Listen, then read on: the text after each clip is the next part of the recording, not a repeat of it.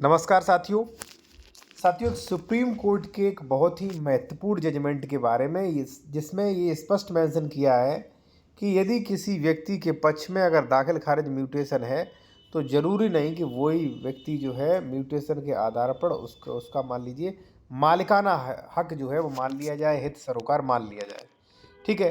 तो अब देखिए, जिन लोगों ने किसी वजह से म्यूटेशन नहीं करवा पाया दाखिल खारिज नामांतरण, चाहे आप कहीं भी हो, पर क्योंकि सभी राज्यों में ये लागू होगा, सुप्रीम कोर्ट का आदेश है। ठीक है। इसके अलावा मान लीजिए आपका दाखिल खारिज से संबंधित कोई विवाद, और कई बार ऐसा होता, मान लीजिए आपने एक्स प्रॉपर्टी खरीदी थी, आपने म्यूटेशन नहीं करवा पाया, अब उनके बच्चे आपको परेशान कर रहे हैं कि नहीं ज़मीन तो मेरे नाम दाखिल खारिज है, आप इसको खाली कर दें। तो ये जो जो ये सुप्रीम कोर्ट का ऑर्डर है, ये आपके लिए काफ़ी इंपॉर्टेंट हो सकता है। तो चलिए इसके बारे में समझते हैं साथियों। ठीक है। और मैं आपसे कहूँगा, अगर आप किसी भी मैटर पे कंसल्टेशन विशेषज्ञ द्वारा करना चाह रहे हैं या इस ऑर्डर का आप पीडीएफ लेना चाह रहे हैं तो कॉन्टैक्ट नंबर हमारा वीडियो के डिस्क्रिप्शन में मेंशन किया गया है साथियों। ठीक है।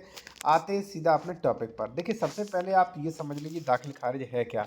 देखिए, दाखिल खारिज का दाखिल खारिज का मतलब सीधा जो है वो है परिवर्तन करने से। ठीक है। जब काश्तकार की ओर से मान लीजिए किसी की मृत्यु हो जाए, ठीक है, या किसी ने ज़मीन खरीदा है या दान में लिया है या वसीयत से प्राप्त हुआ है, तो राजस्व अभिलेखों में एक संशोधन होता है, यानी कि जिसने बेचा उसका नाम काट के जिसने खरीदा उसका नाम जो है मेंशन कर दिया जाता है। तो इसी को कहते हैं दाखिल खारिज। अब सबसे ज़रूरी प्रश्न कि दाखिल खारिज नहीं करवाया तो क्या होगा। देखिए साथियों, सबसे पहले तो मैं आपसे ये कहूँगा कि आप हर संभव अपना म्यूटेशन करवाएं, हर संभव म्यूटेशन करवाएं, यानी कि दाखिल खारिज करवाएं। नहीं करवाया आपने तो काफ़ी परेशानी हो सकती है। जैसे मान लीजिए, पहली परेशानी होगी कि अगर मान लीजिए आपने मुझसे ज़मीन खरीदी, दाखिल खारिज नहीं कराया, तो ज़मीन अभी भी मेरे नाम है, मैं कोई भी चालाकी से लोन निकाल सकता हूँ, डबल रजिस्ट्री कर सकता हूँ, या मान लीजिए लैंड एक्वायरेशन होता है तो हो सकता है इसका पैसा गलत तरीके से मुझे मिल जाए। और दूसरा होता है, जैसे मान लीजिए आपने दाखिल खारिज नहीं करवाया साथियों, तो उसके उत्तराधिकारी आपके उत्तराधिकारी को 50-60 साल बाद परेशान करेंगे कि ज़मीन खाली करो, मेरा नाम खतौनी में आ रहा। तीसरा है साथियों का, आप रेवेन्यू प्रक्रियाएं नहीं कर सकते। मान लीजिए ज़मीन पे कोई कब्जा कर रहा है, तो आप एक्स प्रॉपर्टी पे अगर म्यूटेशन नहीं है तो धारा 134 की कार्रवाई होगी रेवेन्यू कोर्ट से, ना 24 की होगी, ना 116 117 की होगी। तो इन प्रक्रियाओं से वंचित हो जाएंगे आप।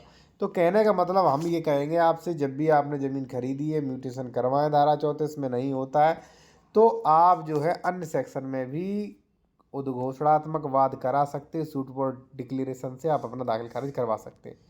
तो पहला तो हो गया साथियों ये कि दाखिल खारिज करवाएं। अब कई लोग ऐसे होंगे जिनका दाखिल खारिज हुआ नहीं, अब बेचारों को परेशानी हो रही है, अधिकारी परेशान कर रहे हैं कि नहीं ज़मीन खाली करो, या मान लीजिए वो परेशान कर रहा, तो इसके लिए बहुत ही अच्छा सुप्रीम कोर्ट का एक ऑर्डर है, वो आप देख लीजिए। ठीक है। उससे पहले अगर आप जूनियर एडवोकेट हैं तो ये आप ये कोर्ट ड्राफ्टिंग नियम ई बुक देख सकते हैं। इसमें आपको सारी ड्राफ्टिंग मिलेंगी, जैसे स्टे एप्लीकेशन, आदेश, अवैध निर्माण रुकवाने के लिए, ज़मीन बंटवारा, संशोधन, ठीक है ना, यहाँ पे कब्जा की बेदखली, घोषणात्मक बात, सारे आपको यहाँ पे सारा कुछ मिल जाएगा साथियों। ठीक है। अब आते हैं अपने सीधा टॉपिक पर। देखिए, सुप्रीम कोर्ट के जजमेंट में क्या कहा है, यहाँ पे आप देखिए। राजस्व अभिलेखों में दर्ज है नाम। याचिकाकर्ता ने श्रीमती अनंतीबाई द्वारा निष्पादित विलेख जो है 20/5/1998 कथित वसीयत के आधार पर अपने नाम को म्यूटेशन कराने के लिए आवेदन प्रस्तुत किया।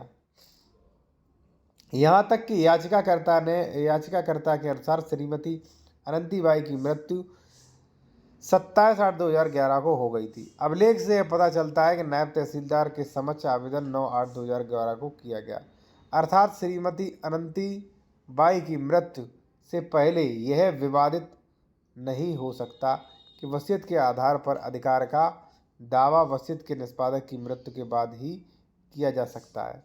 यहाँ तक कि यहाँ पे आप देखेंगे अब क्या आगे दिया गया है, वो आप समझने की कोशिश करें। यहाँ तक कि वसीयत को भी विवादित किया गया है। जैसा भी हो, कानून के स्थापित प्रस्ताव के अनुसार म्यूटेशन प्रविष्टि यानी कि दाखिल खारिज प्रविष्टि व्यक्ति के पक्ष में कोई अधिकार, ठीक है, शीर्षक यानी कि टाइटल या हित प्रदान नहीं करती है। अब आप कहोगे इतनी बड़ी बात, जी हाँ बिल्कुल स्पष्ट। राजस्व रिकॉर्ड में म्यूटेशन प्रविष्टि केवल राजकीय उद्देश्य के लिए यानी कि लगान के उद्देश्य के लिए होता है। कानून के स्थापित प्रस्ताव के अनुसार यदि स्वामित्व से संबंधित कोई विवाद है, विशेष रूप से वसीयत के आधार पर जब कोई विवाद है, ठीक है ना, और उत्प्रविष्टि की मांग की जाती है तो वसीयत के आधार पर स्वामित्व अधिकार मतलब जो भी है ये, ठीक है, अपने अधिकार जो भी मान लीजिए यहाँ पे आप देख सकते हैं, दावा करने वाले पक्ष को उपयुक्त सिविल कोर्ट में आना चाहिए। उन्होंने ये कहा जरूरी नहीं कि म्यूटेशन आपके नाम है तो स्वामित्व है। अगर मान लीजिए वसीयत संबंधी ऐसा कोई मान लीजिए टाइटल संबंधी आपका विवाद है तो आपको सिविल कोर्ट आना चाहिए। सिविल कोर्ट तय करेगा कि कौन इसका असली मालिक है और सिविल कोर्ट ही डिसाइड करेगा, ठीक है ना। तो जिन लोगों का मान लीजिए म्यूटेशन नहीं हुआ है, दाखिल खारिज नहीं हुआ है, तो उन लोगों के लिए ये जो ऑर्डर जजमेंट है ये काफ़ी इम्पोर्टेंट हो सकता है, जिससे मान लीजिए कल को वो परेशान करते हैं, कोई भी दिक्कत करते हैं, तो इससे शासन या मान लीजिए न्याय जो भी मान लीजिए कार्रवाई है उसमें उपयोग लाया जा सके, ठीक है। क्योंकि कभी कभी रूलिंग ये नहीं मिल पाती है, ठीक है साथियों। अगर आप कंसल्टेशन करना चाह रहे हैं या इसका PDF लेना चाह रहे हैं तो कॉन्टैक्ट नंबर वीडियो के डिस्क्रिप्शन में आ रहा है, मेंशन किया गया है।